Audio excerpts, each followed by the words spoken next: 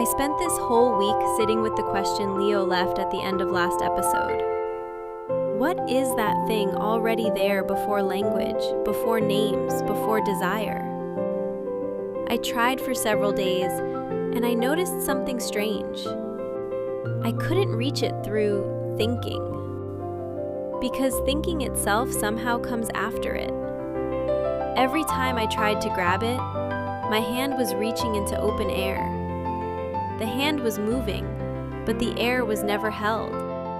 Amy, what you just discovered is more precious than any answer. Thinking itself belongs to the world of the named, and what that question pointed to is the source where there is no name. You couldn't catch it not because it isn't there, but because it was already there before your reaching. Fellow seekers, today we'll go deeper into Chapter 1, touching that place where words can't reach, from a few different angles. Welcome back, fellow seekers, to the Road to Awakening. I'm Leo. Hello again, everyone. I'm Amy. This is the final episode for Chapter 1. We'll walk the rest of the chapter together today. Before we begin, let's do the spiritual climate report for Chapter 1. Last episode, we walked through Tao that can be spoken of is not the everlasting Tao. Name that can be named is not the everlasting name. And without desire, observe the wonder. With desire, observe the manifestation. Amy, how would you describe your spiritual weather across this whole stretch? I'd say overcast turning slowly toward sunshine. After the first episode, when we talked about Tao that can be spoken of is not the everlasting Tao, I was honestly a little lost. The idea felt so deep, so hard to grasp. But once we got to the part about labels and the coffee upgrades, something started clicking. By the time we reached without desire, observe the wonder, I started noticing how every morning, the moment I touched my phone, the inner quiet vanished. There were a few mornings I held off, and I remember those few seconds of silence very clearly. So, the clouds are starting to part. Sometimes I see the sky. Amy's sharing is honest. It's not sudden enlightenment. It's slow, real noticing. Fellow seekers, what's your spiritual weather right now? Sunshine, clouds, rain, or even, I feel nothing yet? Any honest answer is welcome in the comments. The truth matters more than the report. Good. Today we'll cover the 3 remaining themes of Chapter 1. The first is the deeper reading of the everlasting without and the everlasting with. Last episode, we read, "Therefore, often without desire, observe its wonder. Often with desire, observe its manifestation." Reading it as without desire and with desire. That gave us a practice for inner cultivation. But teachers across the centuries have pointed to a deeper way of breaking the line. If we move the pause, reading it as the everlasting without, desire it, to observe its wonder. The everlasting with, desire it, to observe its manifestation. The meaning shifts entirely. Now, the everlasting without and the everlasting with are subjects. They correspond directly to nameless is the origin of heaven and earth. The named is the mother of all things, from earlier. The everlasting without is the very essence of the Tao, the formless source. The everlasting with is the function of the Tao, the clear knowing that flows from it. So Leo, in the first reading, it's about whether our hearts have desire or not. In this second reading, it's directly describing the very nature of the universe. Exactly. The depth is completely different. A teacher I deeply respect emphasized this point. If we read these 2 lines as a personal want or don't want, we shrink a vast cosmic truth down to a small private feeling, missing what Lao Tzu was actually pointing to.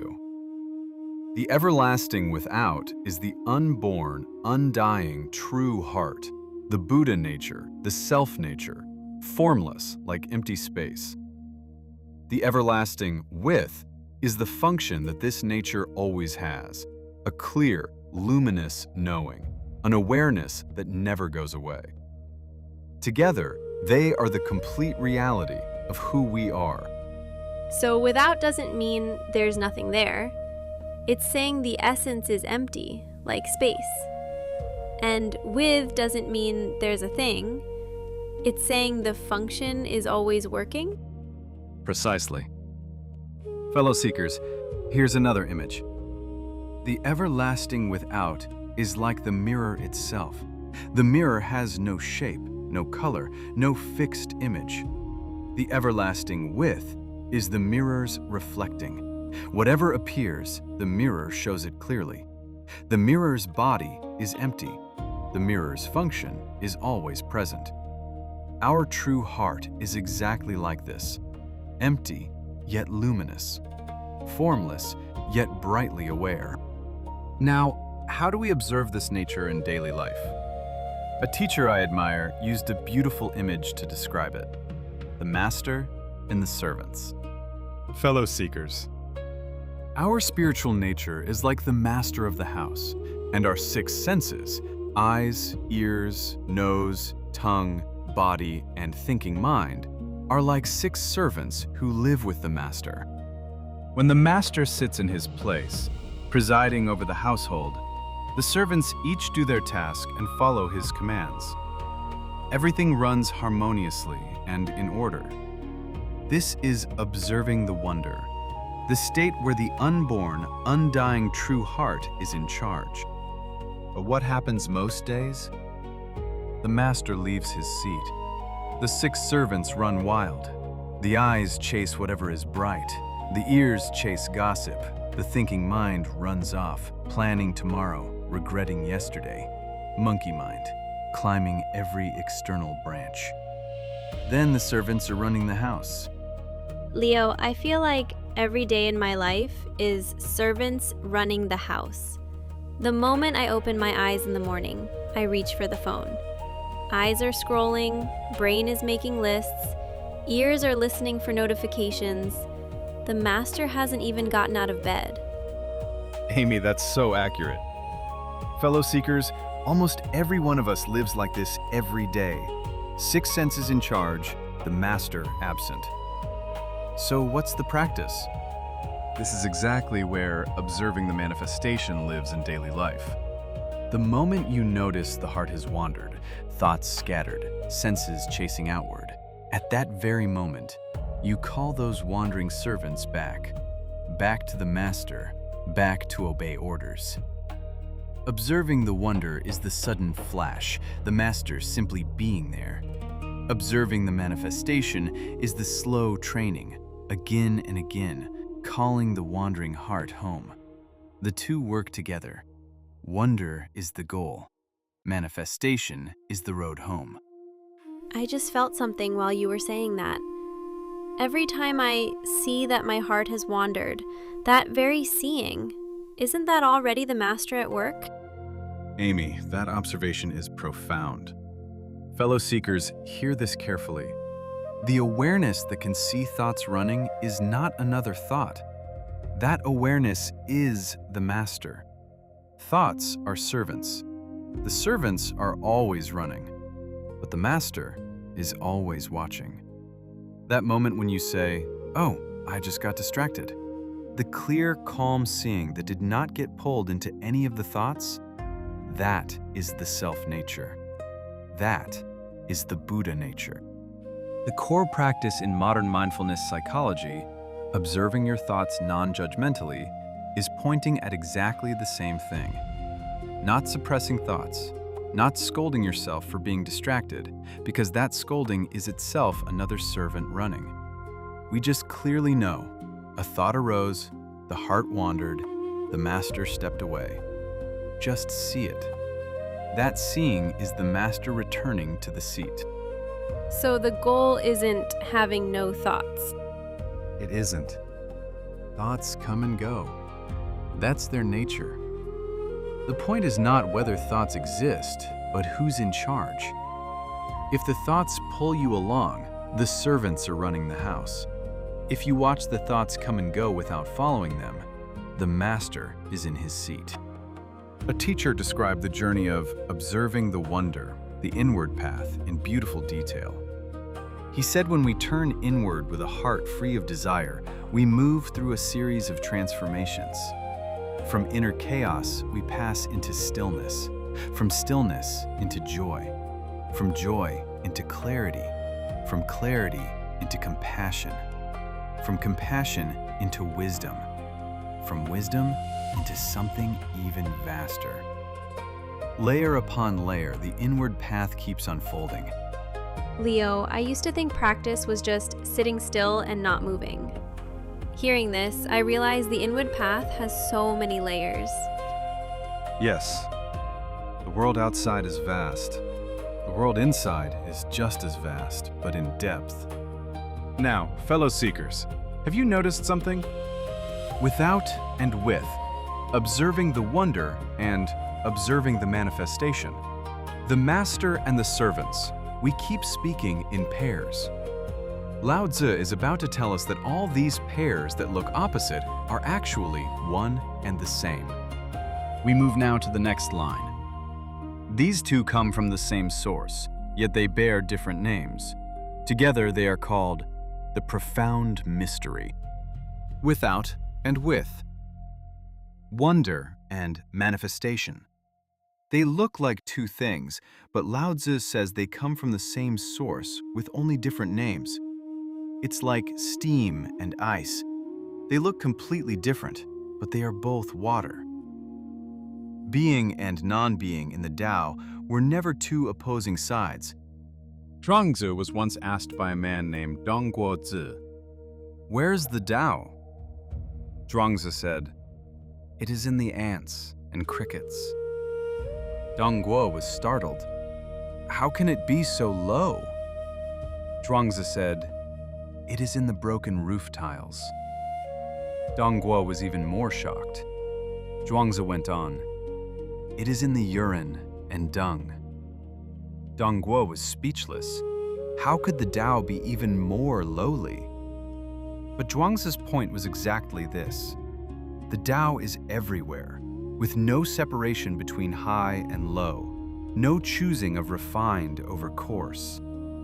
This is, they come from the same source with different names. What you call elegant, what you call lowly, what is beautiful, what is ugly. From the perspective of the Tao, they are the different faces of one thing. So it's not that the Tao exists in some places and not others. The Tao is everywhere? Yes, there's a Zen saying, "The fresh green bamboo, nothing but wisdom. The yellow flowers in full bloom, all of them, the body of truth. The bright bamboo is wisdom itself. The blossoming flower is the Buddha body itself. Being and non-being were never separate things." The Heart Sutra puts it in words that resonate with this exactly. Form is emptiness. Emptiness is form. Form means everything that takes shape, every appearance in the world. Emptiness means there is no fixed, solid thing behind it. They are not opposed.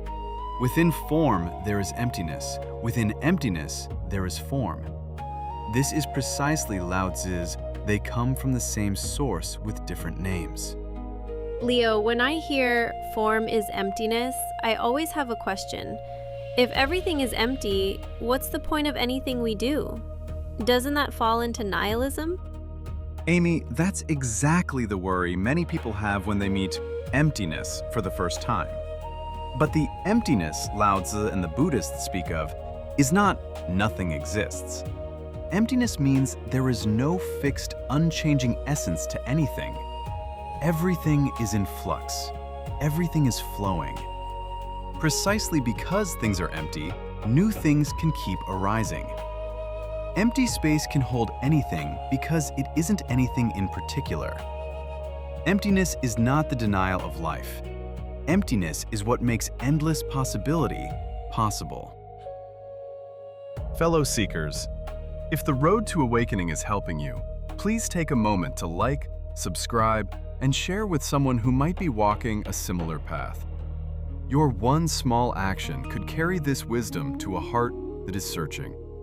Thank you. The 17th century philosopher Spinoza put forward an idea that resonates deeply with this. He said, if we can see all things under the aspect of eternity, sub specie aeternitatis, then change, gain, and loss, success and failure no longer threaten us. Because from the perspective of the Tao, from that eternal whole, gain and loss, success and failure, even life and death, are all just different unfoldings of the same totality. This is exactly Lao Tzu's "they come from the same source with different names." From eternity, all the opposites disappear? Not disappear, return to the original wholeness. Opposition only arises because we look from a fragment. Return to the whole, and that is, together they are called the profound mystery. Fellow seekers, the reason the Tao stands beyond all opposites is because it is its own cause. There is a concept in Western philosophy called Causa Sui, self-caused. Everything in the universe has another cause. The table was made by the carpenter. The carpenter was born from his parents. His parents were born from theirs. Cause leads to cause leads to cause. But trace it back far enough, and there must be something that is the cause of itself. That is the Tao. It does not depend on anything else for its existence.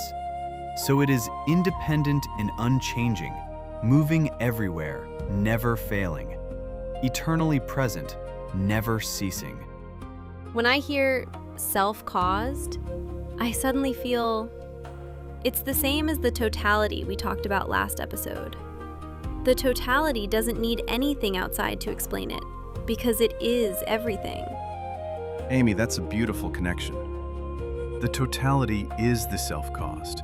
It contains all causes and all effects, so it needs no external explanation.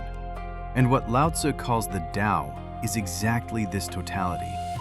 So, fellow seekers, we've moved from the everlasting without and the everlasting with to they come from the same source. From two faces of the body to all things returning to one. Now Lao Tzu takes us to the very last line of chapter 1, the highest point of the chapter. Mystery upon mystery, the gate of all wonders. Mystery, deep, hidden, profound. Mystery upon mystery, deep, then deeper. Don't stop at any one understanding. The moment you say, "Now I get it," that getting it is just another name framing you. The depth of the Tao has no bottom.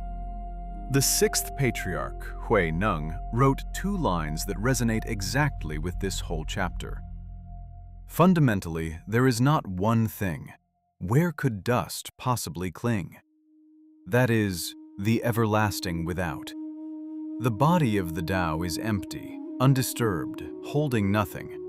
And then Hui-neng says, how wondrous, the self-nature, it can give birth to all things. That is the everlasting with. Empty as it is, it gives rise to 10,000 wonders. Fundamentally, not one thing, yet able to bring forth all things. Isn't this exactly Lao Tzu's, nameless is the origin of heaven and earth, the named is the mother of all things. One Tao, one true heart, emptiness and being. They have always been 2 faces of one whole. Leo, the gate of all wonders. What kind of gate is it?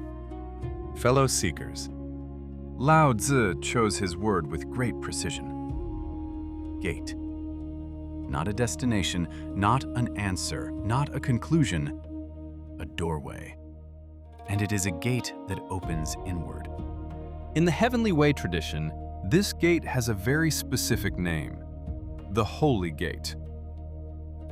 The gate of all wonders Lao Tzu pointed to, generations of teachers have said, is right within each one of us.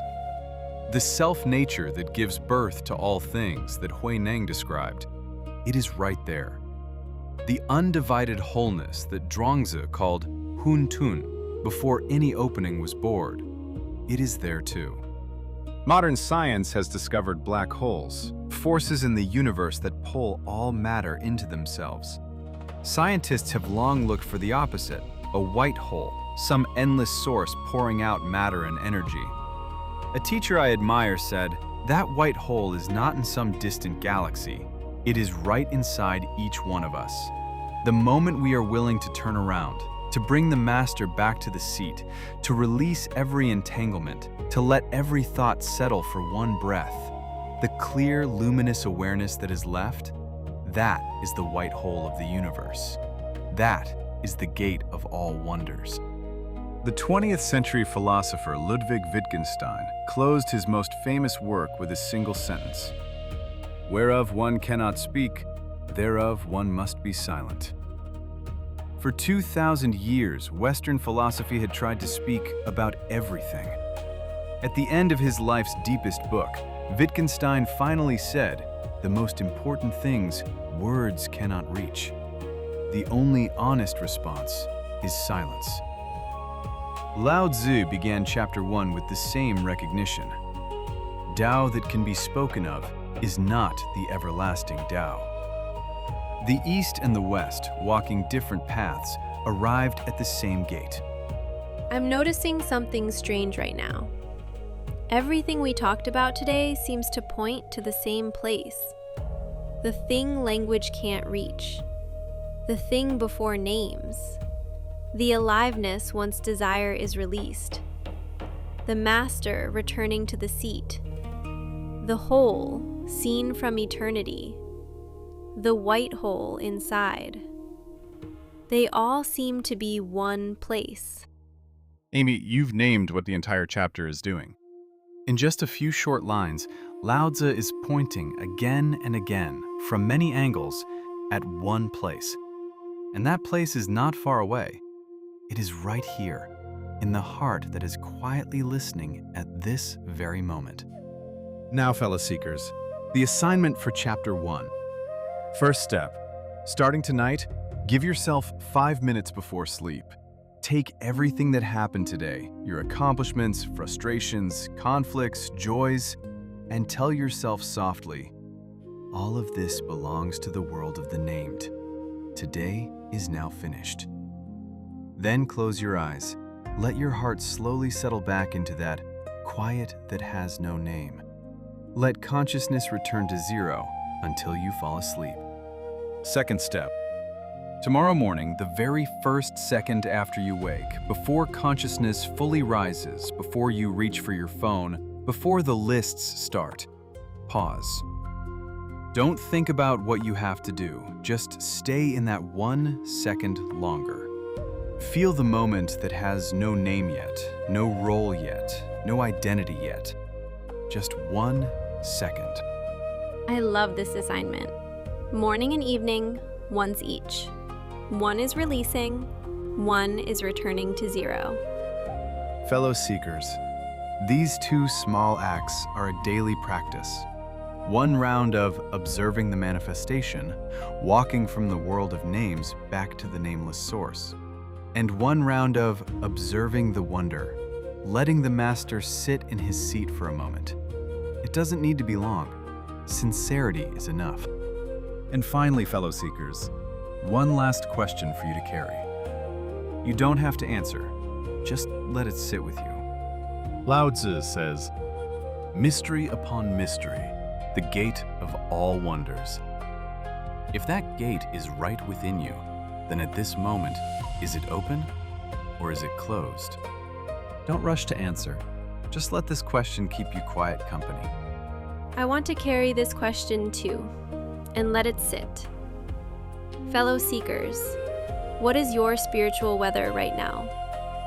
Please share in the comments. Chapter 1 ends here today. Listening to the conversation, something inside me has gotten quieter, and quieter still. We'll see you in Chapter 2. If these 2 episodes moved you, please like and subscribe to The Road to Awakening and share with someone you feel may need to hear this. Your support is what carries us forward together. I have learned to here.